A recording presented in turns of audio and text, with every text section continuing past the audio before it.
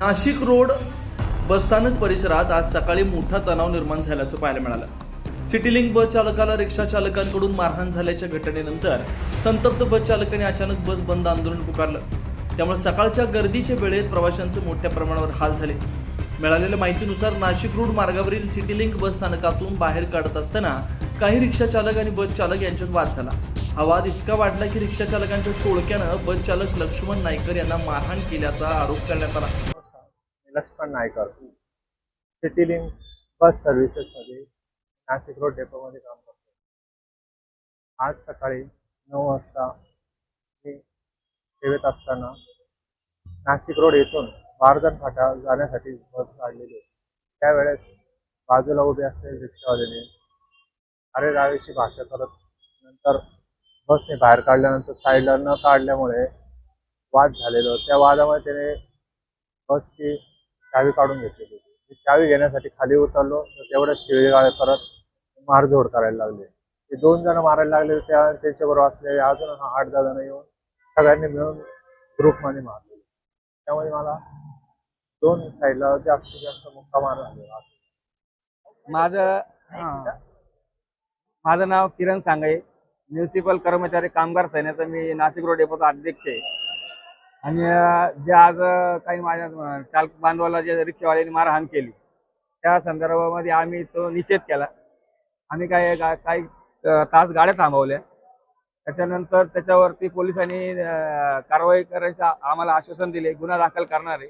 त्याच्यानंतर जे Nashik road bus स्टँडला जे रिक्षा थांबतात, ज्या 245 रूटच्या बस थांबतात तिथं रिक्षा लागून देणार नाही. किंवा जे फळवाले बसतात त्या फळवाल्यांच्या पाठीमागे जे त्यांचं स्टँड आहे त्या गाड्या तिथं लागतील. अशा पद्धतीने ते त्यांच्यावर कारवाई करणार आहे.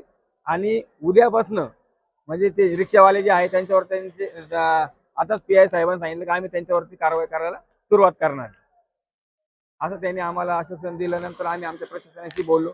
आणि त्या बोलणं झाल्यानंतर त्यांनी आश्वासन दिल्यानंतर आम्ही आमच्या चालकांना ज्या ड्युटी आहे त्या ड्युट्यांवरती पाठवून दिली.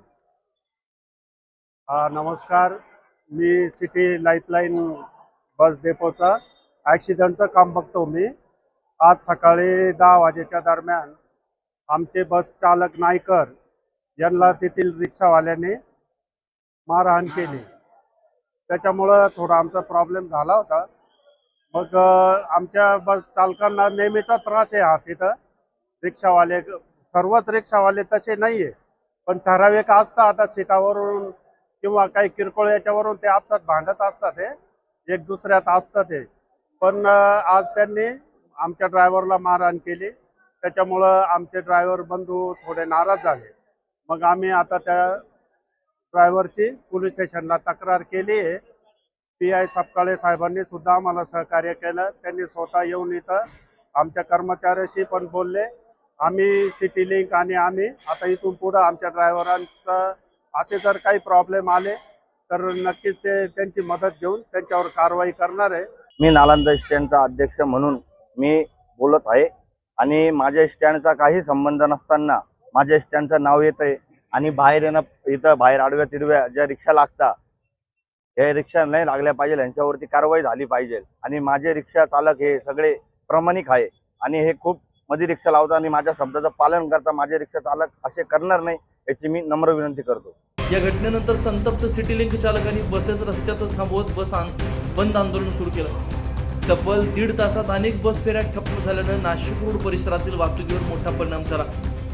बस सेवा बंद असल्यामुळे प्रवाशांची बसस्थानक परिसरात मोठी गर्दी झाल्याचं चित्र पाहायला मिळालं. जोपर्यंत संबंधित रिक्षा चालकांवर कठोर कारवाई होत नाही तोपर्यंत बस सुरू करणार नाही अशी भूमिका सिटीलिंक चालकांनी घेतली. दरम्यान वाहतुकीला अडथळा ठरणाऱ्या काही बसेस शहर पोलिसांकडून बाजूला करण्यात आल्या. घटनेनंतर सिटीलिंकचे अधिकारी, चालक आणि युनियनचे पदाधिकारी नाशिक रोड पोलीस ठाण्यात दाखल झाले. संबंधित रिक्षा चालकाविरोधात गुन्हा दाखल करण्याची प्रक्रिया सुरू असल्याची माहिती समोर येते. 9 न्यूज महाराष्ट्रासाठी प्रतिनिधी प्रवीण कुलथे, नाशिक रोड.